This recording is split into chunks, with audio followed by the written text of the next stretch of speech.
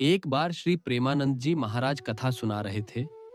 महाराज जी ने बड़ी मधुर मुस्कान के साथ कहा, ब्रजवासियों, भगवान जब बाल रूप में प्रकट होते हैं ना, तब उनकी लीला भी बाल सुलभ होती है, लेकिन उसका प्रभाव ब्रह्मांड को हिला देता है। आज मैं आपको एक अत्यंत करुणा से भरी लीला सुनाने जा रहा हूँ, पूतना वध की लीला। सुनो ध्यान से और अंत में सोचो कि पूतना जैसी राक्षसी को भी अगर भगवान ने मोक्ष दिया, तो हम जैसे साधारण जीवों का क्या होगा अगर हम प्रेम से उनको पुकारें। गोकुल में भगवान श्री कृष्ण का जन्म हुआ था। चारों ओर उत्सव का माहौल था। देवता नृत्य कर रहे थे। नंद बाबा ने पूरे गांव में माखन, गुड़, वस्त्र सबका दान किया था। उधर मथुरा में कंस बेचैन था। जिस बालक के हाथों मेरी मृत्यु होनी है, वो कहीं जन्म न ले चुका हो। उसने अपनी राक्षसी सेना को आज्ञा दी, जाओ, जहां कहीं भी नवजात शिशु दिखे उसे मार डालो। इसी आज्ञा पर पूतना नाम की एक भयानक राक्षसी निकल पड़ी। पूतना कोई साधारण राक्षसी नहीं थी। वह ऐसी मायाविनी थी कि अपनी भयंकर राक्षसी रूप को छुपाकर सुंदर स्त्री का रूप धारण कर सकती थी। वह गांव गांव घूमती, बच्चों को दूध पिलाने के बहाने विष पिलाकर मार देती। आज उसका निशाना था गोकुल। वो जैसे ही गोकुल पहुंची, उसने अपना रूप बदला। चरणों में पायल, माथे पर बिंदी और चेहरे पर मुस्कान, पर दिल में काल। गोकुल की औरतें उसे देखकर मोहित हो गईं। अरे वाह, ये तो कोई देवी सी लगती है। पूतना नंद भवन पहुंची और यशोदा मैया से बोली, बहन, मैं ब्राह्मणी हूं। बच्चों को गोद में लेने से मेरा हृदय भर जाता है। एक बार मुझे तुम्हारे लाल को गोद में लेने दो। यशोदा मैया भोली थी। उन्होंने भगवान श्री कृष्ण को पूतना की गोद में दे दिया। पर किसी को क्या पता था, उसके स्तनों पर काल विष लगा था। जैसे ही उसने लल्ला को दूध पिलाने के लिए स्तन मुंह में डाला, भगवान श्री कृष्ण ने आंखें बंद की और जोर से पकड़ लिया। पर अब की बार वो दूध नहीं पी रहे थे, वो पी रहे थे उसकी प्राण शक्ति। पूतना तड़पने लगी, अरे छोड़ो मुझे, मैं तुम्हें मारने आई थी, मरने नहीं। पर श्री कृष्ण ने नहीं छोड़ा। वह रोती चिल्लाती पहाड़ से भी ऊंची हो गई, पर अंततः गिर पड़ी मृत। सारा गोकुल कांप उठा। गोपियां दौड़ती आईं। यशोदा रोती रही, हे लल्ला, तुझे कुछ हुआ तो नहीं? पर भगवान मुस्कुरा रहे थे।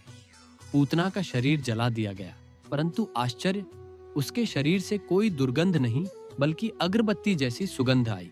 महाराज जी ने कहा, सोचो, एक ऐसी राक्षसी जिसने भगवान को मारने का प्रयास किया, उसके स्तन में विष था, हृदय में पाप था, फिर भी भगवान ने उसे मातृत्व का स्थान देकर मोक्ष दे दिया। पूतना लोकबाल्गिनी राक्षसी रुधिरासना जिघांस्या अपि हरिस्तनम दत्वा सुप्यतिं गतिम। फिर महाराज जी ने मुस्कुराकर अगली लीला सुनाई। गोकुल अभी पूतना से उभरा नहीं था कि एक और संकट आया। इस बार मथुरा से आया एक ब्राह्मण वेशधारी राक्षस। नाम था सीधर।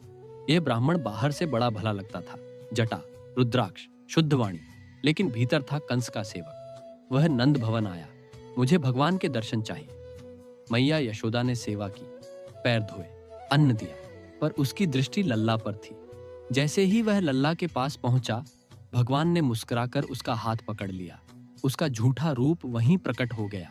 वो धड़ाम से गिर पड़ा। लल्ला ने उसकी उंगली मरोड़ दी। सीधर दर्द से तड़पने लगा और फिर वहीं भगवान की कृपा से भक्ति जाग गई। सीधर रोने लगा, हे प्रभु, मुझे क्षमा करो। महाराज जी बोले, देखो, भगवान मारते नहीं हैं, सुधारते हैं, और जब सुधारना संभव ना हो तब राक्षसों का अंत करते हैं। गोकुल में भगवान की ऐसी अनेक बाल लीलाएं हुई। कभी मक्खन चुराया, कभी ग्वाल बालों के संग खेला, कभी वृक्षों से फल गिराए, और कभी मां यशोदा के डर से आंखें मटकाईं। पर हर लीला के पीछे एक ही संदेश, प्रेम, करुणा और उद्धार।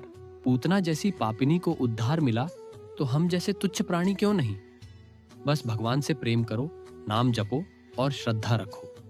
भगवान लीला करते हैं केवल भक्तों के लिए। जो प्रेम करता है वही भगवान का अपना बनता है और भगवान उसके लिए साक्षात प्रकट हो जाते हैं। श्री प्रेमानंद जी महाराज कुछ पल शांत रहे, फिर बोले, ब्रजवासियों, भगवान की लीला पूतना और सीधर तक ही सीमित नहीं रही। हर दिन गोकुल में कोई ना कोई चमत्कार होता। कभी पेड़ों से फल गिरते, कभी गायें खुद प्रभु को चाटने लगती। परंतु असली रहस्य तब शुरू हुआ जब भगवान ने तृणावर्त राक्षस का वध किया।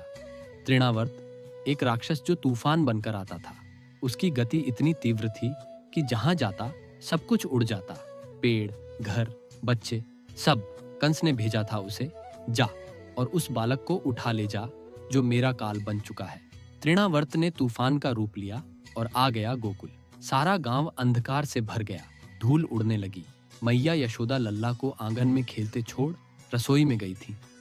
उधर तृणावर्त आया और श्री कृष्ण को उठा ले गया।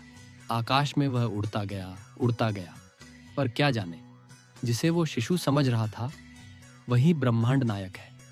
ऊपर जाकर तृणावर्त की सांसें रुकने लगी। वो सोचता था, ये बच्चा क्यों इतना भारी लग रहा है। श्री कृष्ण ने उसका गला पकड़ लिया। तृणावर्त चिल्लाया, लेकिन अब बहुत देर हो चुकी थी। गोकुल के ऊपर ही तृणावर्त धरती पर आ गिरा, मृत, और प्रभु उसके ऊपर मुस्कुरा रहे थे। मैया यशोदा दौड़ी, लल्ला को उठाया, सीने से लगाया। प्रेमानंद जी महाराज बोले, यह बालक कोई साधारण नहीं, यह वही है जिसने काल को भी अपने अधीन किया है। इसके बाद शुरू हुई बालचोर लीलाएं। गोपियां रोज शिकायतें लेकर आती, मैया तुम्हारा लल्ला रोज हमारे घर से माखन चुरा लेता है। यशोदा मुस्कुराकर कहती, अरे लल्ला, तू सच में चोरी करता है? और भगवान झूठी मासूम आंखों से कहते, मैया मैं तो सो रहा था, मेरी कसम। गोपियां गुस्से में कहती, अरे यशोदा, ये माखन भी खाता है और हमारे बच्चों को भी साथ मिला लेता है। पर मैया का हृदय तो प्रेम से भरा था।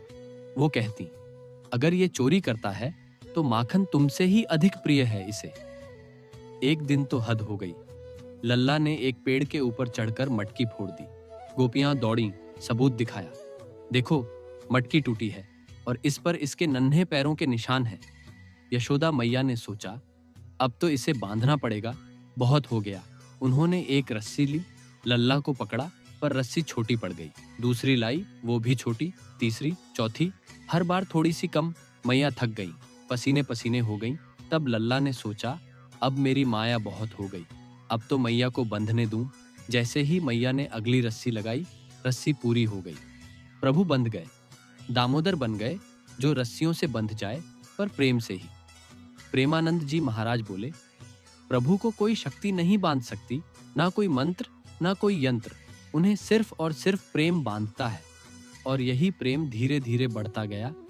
अब गोकुल के ग्वालबाल और गोपियां सब श्री कृष्ण से और जुड़ते जा रहे थे। भगवान रोज नई लीला करते और सबको आनंद देते।